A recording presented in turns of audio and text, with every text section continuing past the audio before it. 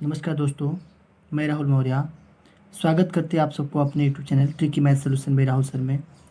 तो आज हम लोग कक्षा 11 गणित के अध्याय 9 को क्लियर करेंगे, जो चैप्टर का नाम है अनुक्रम तथा श्रेणी। प्रश्नावली 9.1 को सॉल्व करने से पहले कुछ महत्वपूर्ण बिंदु हैं, उनको समझ लेते हैं। जैसे यहाँ दिया गया है अनुक्रम।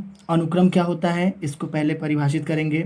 उसके बाद से श्रेणी क्या होता है, श्रेणी क्या होती है, और समांतर क्रम क्या होता है इसके बारे में समझेंगे।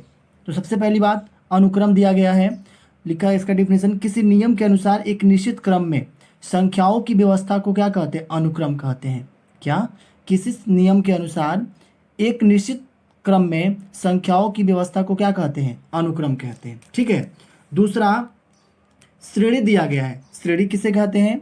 तो योग अथवा घटाव के चिन्ह से संबंधित अनुक्रम को क्या कहते हैं, श्रेणी कहते हैं। योग अथवा घटाव के चिन्ह से संबंधित अनुक्रम को क्या कहते हैं, श्रेणी कहते हैं। और तीसरा यहाँ डिफिनेशन है श्रेणी का।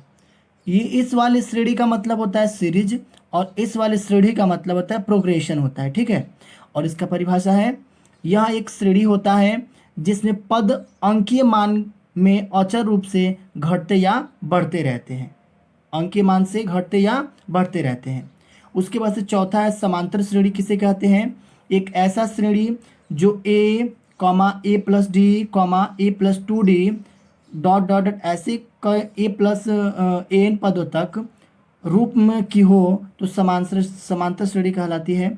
जहाँ ए आपका, ये जो ए दिया गया है आपका प्रथम पद होता है, और उसके बाद से जो डी होता है इसमें वो क्या होता है, सर्वांतर होता है। क्या होता है? सर्वांतर। उसके बाद से यहाँ आपका है समांतर श्रेणी का आरंभ से एनवा पद लिखा गया है। यहाँ पे एनवा पद निकालना हो तो T N is equal to A plus छोटे कोष्ठ में एन माइनस 1 और इंटू क्या होता है, डी कोष्टक बंद, या कोष्टक नहीं भी देंगे यहाँ तो कोई दिक्कत नहीं है। उसके बाद से समांतर श्रेणी के एन पदों के योगफल को एसएन से निरूपित किया जाता है, तथा SN equal to N by 2 बड़े से ब्रैकेट में 2a plus N minus 1 bracket बंद स्मॉल डी होता है और बड़ा वाला ब्रैकेट क्लोज हो जाएगा।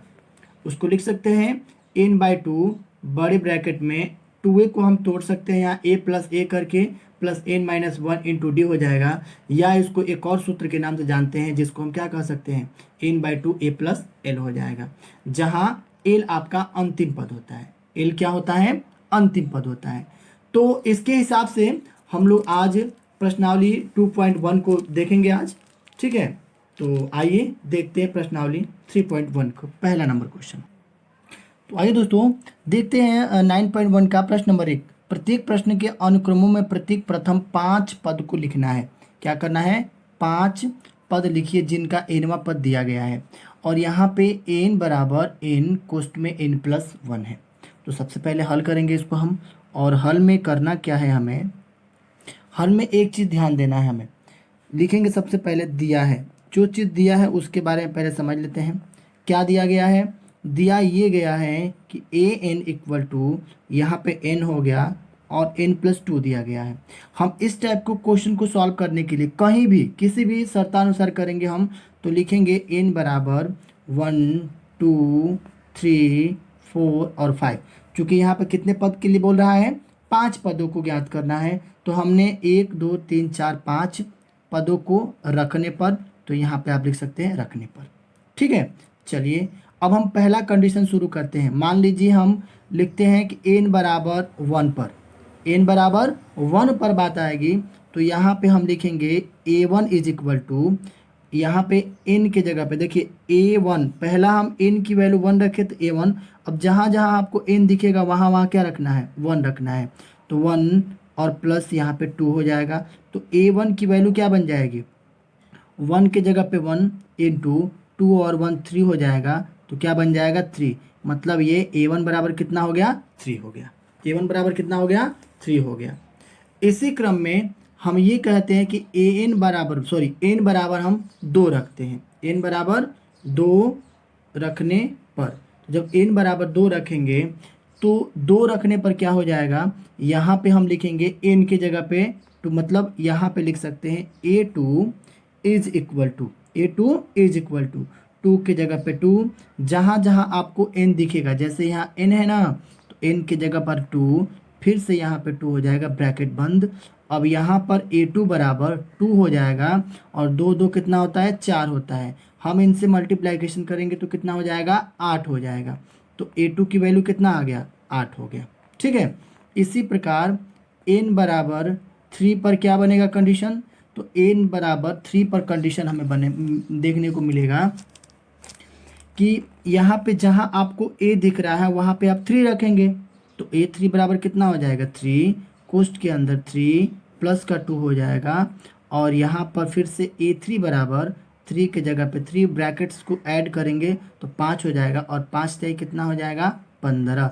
इसका मतलब a3 बराबर कितना हो जाएगा, 15 हो जाएगा। a3 बराबर कितना हो गया, 15 हो गया।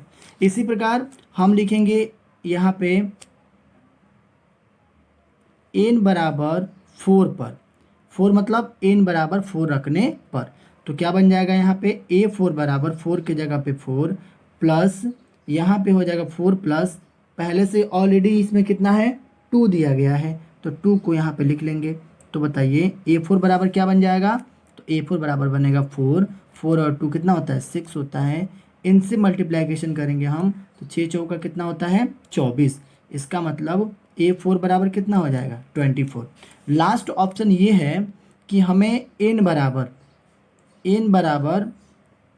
5 रखने पर, क्या करने पर, n बराबर 5 रखने पर, तो यहाँ पर लिखेंगे हम a5 इक्वल टू 5, कोष्ट के अंदर 5 प्लस 2 हो जाएगा, equal to 5, 5 plus 2 equal to 7 हो जाएगा।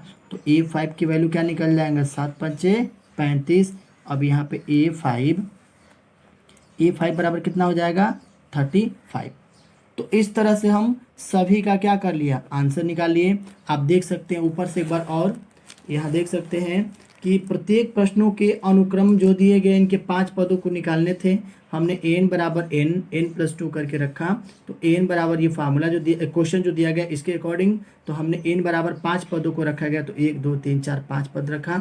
जहाँ जहाँ आपको n दिखेगा वहाँ वहाँ हमने अलग अलग मान रखा। यहाँ n बराबर 1 रखा तो यहाँ 1 हो गया, n बराबर 2 तो यहाँ भी 2, यहाँ भी 2, n बराबर 3 तो यहाँ भी 3 और यहाँ भी 3, n बराबर 4 तो यहाँ भी 4, यहाँ भी 4, और n बराबर 5 तो यहाँ भी 5 और यहाँ भी 5। इस तरह से हमने सबका क्या कर लिया, आंसर निकाल लिया। ठीक है, तो आइए इसके साथ ही हम अगला नंबर क्वेश्चन देखते हैं। तो आइए दोस्तों देखते हैं अगला नंबर क्वेश्चन। क्वेश्चन नंबर 2 ये है कि n बराबर n अपान n प्लस 1। हमने प्रश्न नंबर 1 को भली बात ही देखा, उसमें हमने n की वैल्यू 1 2 3 4 5 तक मान करके इनको हमने क्या किया, सॉल्व किया। ठीक उसी समांतर क्रम में इनको भी हमें सॉल्व करना है। तो जब सॉल्व करना है तो यहाँ लिखेंगे हल, और इस क्रम में दिखाएंगे हम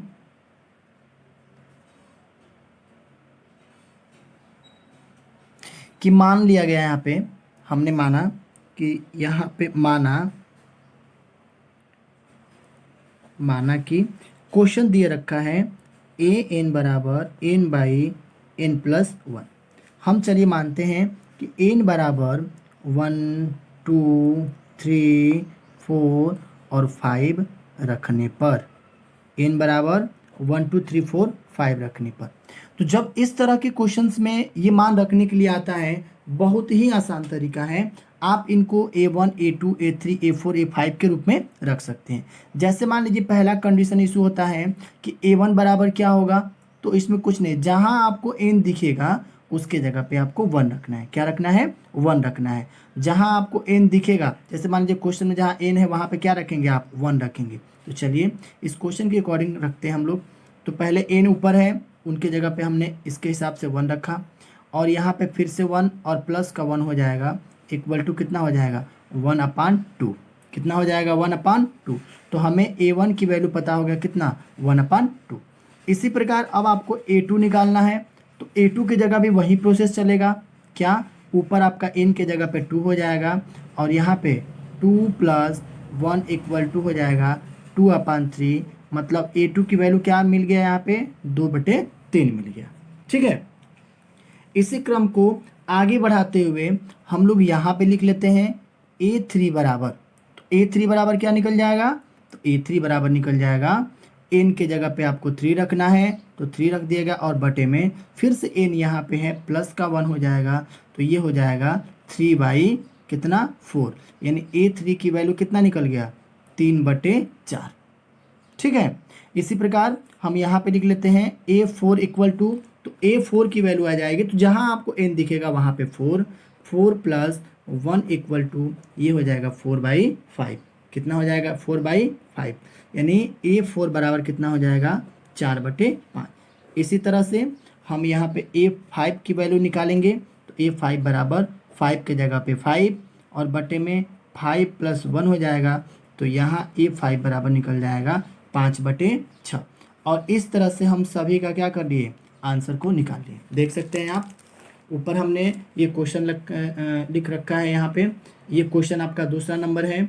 इसमें हमने माना an बराबर इतना दे दिया गया, जहाँ n की वैल्यू 1 2 3 4 5 रख सकते हैं, तो जहाँ जहाँ आपको n दिखेगा वहाँ वहाँ, जैसे an है ना, तो n की वैल्यू 1 रखें, तो जहाँ an रहेगा वहाँ 1, यहाँ भी 1 है, n है क्योंकि यहाँ पर भी n है, और जब दोनों जगह n है तो उनके जगह पे जो मान आप यहाँ रखें उसको रखना होगा। इसी तरह से हम सभी प्रश्नों को क्या किया है, A1 A2 A3 और A4 A5 के रूप में लगा लिया। ठीक है, तो आइए देखते हैं इसके बाद अगला नंबर क्वेश्चन नंबर 3।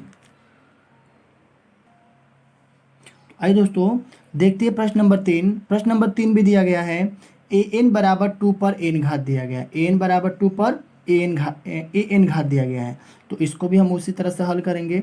यहाँ लिखेंगे हल, और हल में हमें क्या दिखाना है कि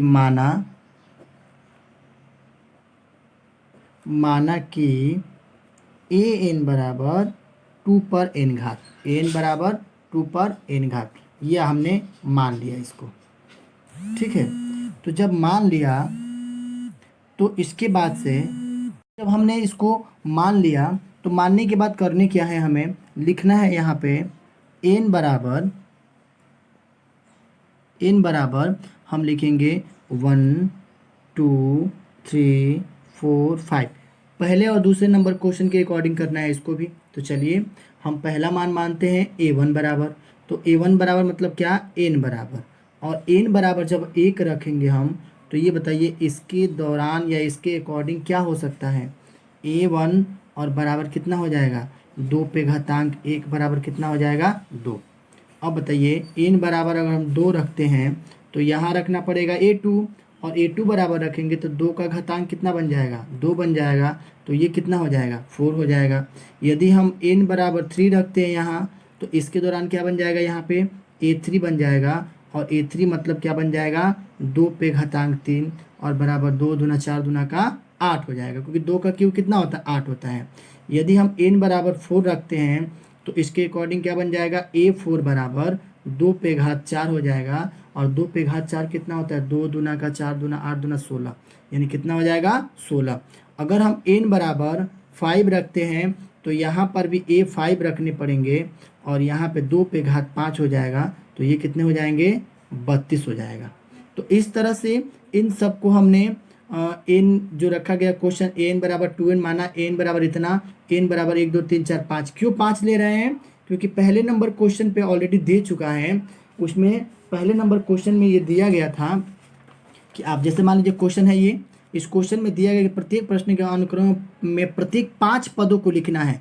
तो जब 5 पदों को लिखना है तो 5 पद कौन बन जाएंगे, एक तो बनेगा 1 2 3 4 और 5, और इसके लिए इसके साथ साथ हम n की वैल्यू हम इस वाले मान में पुट करके और सॉल्व कर सकते हैं। इस तरह से ये सब हो जाएंगे इन सब का आंसर।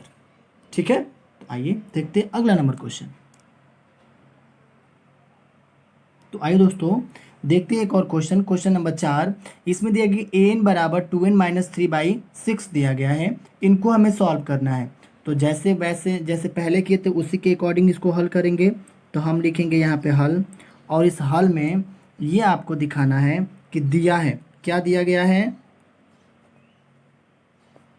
यह दिया गया है कि an इज इक्वल टू कितना दिया गया है, ये ऊपर क्वेश्चन है वही है 2n - 3/6। इसी क्वेश्चन को हमें सॉल्व करना है। जब इस क्वेश्चन को सॉल्व करना है तो पहले नंबर क्वेश्चन के अकॉर्डिंग करेंगे हम 1 2 3 4 और 5, क्योंकि 5 इनके अनुक्रमों को दिखाने हैं, तो हम लिख सकते हैं n बराबर 1 2 3 4 5। उसके बाद से हम रखते हैं यहाँ पे, यदि हम n बराबर 1 रखते हैं तो यहाँ पे a1 बराबर क्या निकल जाएगा, तो a1 बराबर हो जाएगा 2 के जगह पे, a1 बराबर 2 के जगह पे 2 सूत्र में है, क्वेश्चन में है, n के जगह पे हमें 1 रखना है, -3/6 इज इक्वल टू 2 एकम 2 -3 और बटे में कितना हो जाएगा 6 हो जाएगा। तो अब देखिए 2 में से 3 जाएगा तो -1 बन जाएगा यहाँ पे, और बटे में 6 है तो 6, एक तो पहला निकल गया। यदि हम n बराबर 2 रखते हैं तो यहाँ पे रखना होगा a2, और a2 बराबर 2 के जगह पे 2, n के जगह पे 2 हो जाएगा, -3 और बटे में 6, तो 2 दूना कितना हो जाएगा 4, और 4 -3 और बटे में कितना हो गया 6, 4 में से 3 जाएगा तो 1 हो जाएगा, और ये कितना हो जाएगा 1/6 हो जाएगा। उसके बाद से यदि हम ये कहते हैं कि an बराबर 3 रखना है तो उसके लिए क्या करने पड़ेंगे हमें, तो लिखना पड़ेगा a3 बराबर 2 के जगह पे 2 इंटू 3 के जगह पे 3 और -3 और बटे में कितना हो जाएगा 6, तो 2 3 कितना हो गया 6, 6 - 3 बटे में कितना हो गया 6। तो देखिए 6 में से 3 जाएगा तो क्या बनेगा, यहाँ पे बन जाएगा 3 और बाई 6। हम इसको और छोटा करेंगे, 3 एकम 3, 3 दूना का 6, 1 बटे कितना हो जाएगा 2 हो जाएगा। उसके बाद से हम ये कहते हैं कि n बराबर 4 रखने पर, क्या रखने पर n बराबर 4, तो जब n बराबर 4 रखा जाएगा तो यहाँ a4 हो जाएगा, और a4 बराबर 2 इंटू 4 -3 डिवाइडेड बाई 6, तो ये हो जाएगा 4 2 जा 8, 8 -3/6 हो जाएगा। तो अब ये हो जाएगा 5 और बटे में कितना 6 हो जाएगा। और इसी में n बराबर यदि हम 5 रखते हैं, n बराबर 5 रखेंगे तो यहाँ पे a5 हो जाएगा 2 इंटू 5 -3/6 इक्वल टू 2 5 जो कितना होता है 10, 10 -3 इक्वल टू 6/6 इक्वल टू 10 में से 3 जाएगा 7 यानी 7 हो जाएगा, 7 बटे कितना हो जाएगा 6। तो इस तरह से हम क्वेश्चन नंबर 3 यानी 4 को भी क्लियर कर सकते हैं। आप देख सकते हैं जैसे जैसे जो मान है उसके अकॉर्डिंग हमने रखा है, जहां n बराबर 1 2 3 4 5 रखे हैं, इसी प्रकार से 1 2 3 4 5 रख करके हमने हल किया, और इस तरह से ये इन सब का क्या हो जाएंगे आंसर हो जाएंगे। ठीक है, तो आइए देखते हैं अगला नंबर क्वेश्चन।